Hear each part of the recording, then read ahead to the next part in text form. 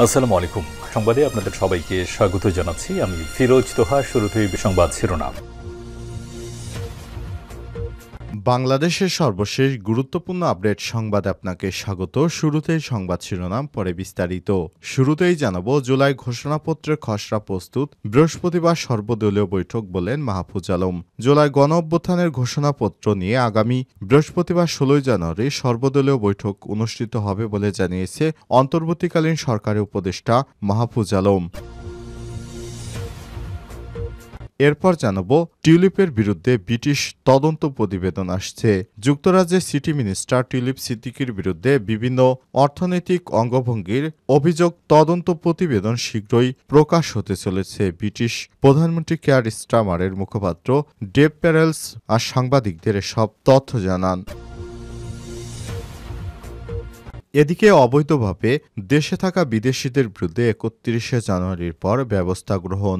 বাংলাদেশে অবৈধভাবে অবস্থানরত বিদেশি নাগরিকদের বিরুদ্ধে আগামী ৩১শে জানুয়ারির পর আইন অনুযায়ী ব্যবস্থা গ্রহণ করা হবে বলে জানিয়েছেন স্বরাষ্ট্র মন্ত্রণালয়ের উপদেষ্টা। এ সময়ের মধ্যে বাংলাদেশে অবস্থানের বা কর্মরত থাকার প্রয়োজনীয় কাগজপত্র বৈধতা অর্জনের জন্য অনুরোধ জানানো হয়েছে।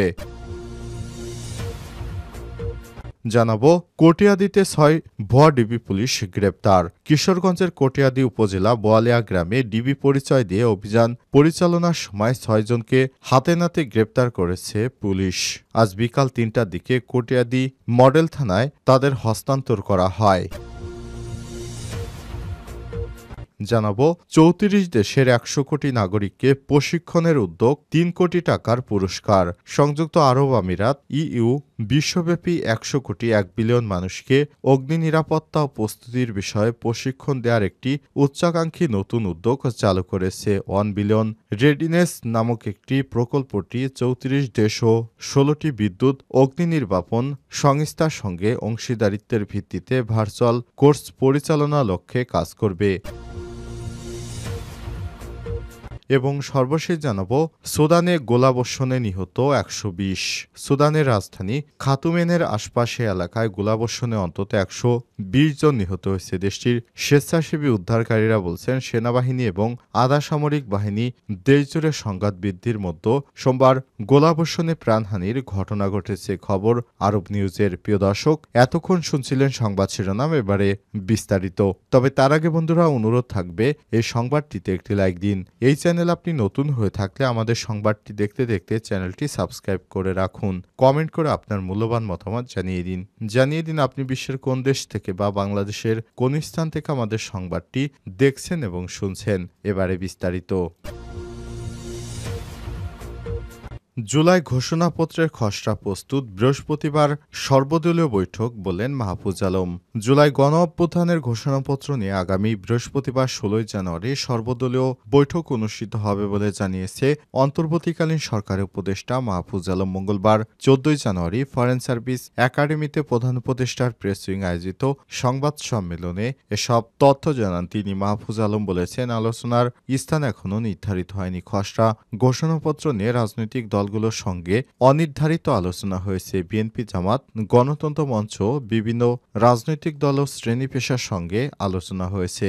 এর আগে গত ১০ জানুয়ারি সন্ধ্যায় রাজধানীর ফরেন সার্ভিস একাডেমিতে সংবাদ সম্মেলনে ব্রিফিংয়ে উপদেষ্টা মাহফুজ আলম বলেছেন, ঘোষণাপত্র সরকার দেবে না, সরকার ঘোষণাপত্রের প্রক্রিয়াকে সহায়তা করছে। ঘোষণাপত্র আসবে সবার ঐক্যমতের ভিত্তিতে। বৈষম্যবিরোধী ছাত্র আন্দোলন ও জাতীয় নাগরিক কমিটি গত ৩১শে ডিসেম্বর ঢাকার কেন্দ্রীয় শহীদ মিনারে জুলাই গণঅভ্যুত্থানের ঘোষণাপত্র প্রকাশ করতে চেয়েছিল। এ নিয়ে দেশের রাজনৈতিক অঙ্গনে নানা আলোচনা তৈরি হয়। প্রশ্ন উঠেছে, হঠাৎ ঘোষণাপত্রের বিষয়টি কেন সামনে আনা হলো এবং এর প্রভাব কি হতে পারে। অন্তর্বর্তীকালীন সরকারের প্রেস উইং তখন জানায়, এই উদ্যোগের সঙ্গে সরকার সম্পৃক্ত নয়।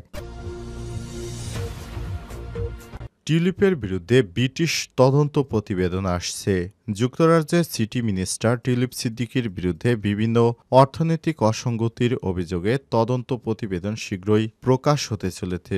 ব্রিটিশ প্রধানমন্ত্রী কেয়ার স্টারমারের মুখপাত্র ডেভ প্যারেলস মঙ্গলবার ১৪ জানুয়ারি সাংবাদিকদের এসব তথ্য জানিয়েছেন। তিনি বলেছেন, তদন্তকারী লরি ম্যাগনাস বিষয়টি নিয়ে খুব দ্রুতই কাজ করছেন। আপনারা অল্প সময়ের মধ্যে আপডেট পাবেন।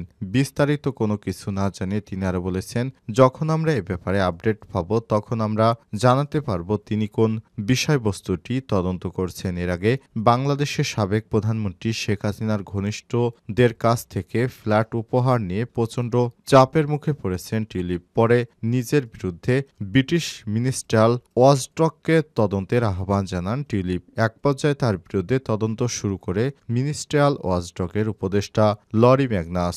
লন্ডনে হাসিনার ঘনিষ্ঠদের কাছ থেকে উপহার নেওয়া ছাড়াও সাবেক এক বাংলাদেশি এমপির কাছ থেকে 2009 সালে ক্রিকেট বিশ্বকাপে 2টি টিকিট নিয়েছিলেন টিউলিপ। এছাড়াও তার বিরুদ্ধে অন্যান্য আরও অসঙ্গতির অভিযোগ উঠেছে। সব অভিযোগ আসার সময় পর দেশটির বিরোধী দলীয় কনজারভেটিভ পার্টি টিউলিপকে বরখাস্তের দাবি জানিয়েছে। তারা বলছে, টিউলিপের উপর ব্রিটেনের দুর্নীতি প্রতিরোধের দায়িত্ব দেওয়া হয়েছে, কিন্তু তার নাম দুর্নীতির সঙ্গে জড়িয়েছে। এতে তিনি মন্ত্রিত্বের দায়িত্ব পালন নৈতিকতা হারিয়েছেন। এদিকে বাংলাদেশের প্রধান উপদেষ্টা ডক্টর মোহাম্মদ ইউনূস বলেছেন, টিউলিপের বিরুদ্ধে ওঠা অভিযোগগুলো সত্য হলে তার ক্ষমা চাওয়া উচিত, যদিও টিউলিপের ফ্ল্যাট নিয়ে তথ্য লুকানোর বিষয়টি অস্বীকার করেছে।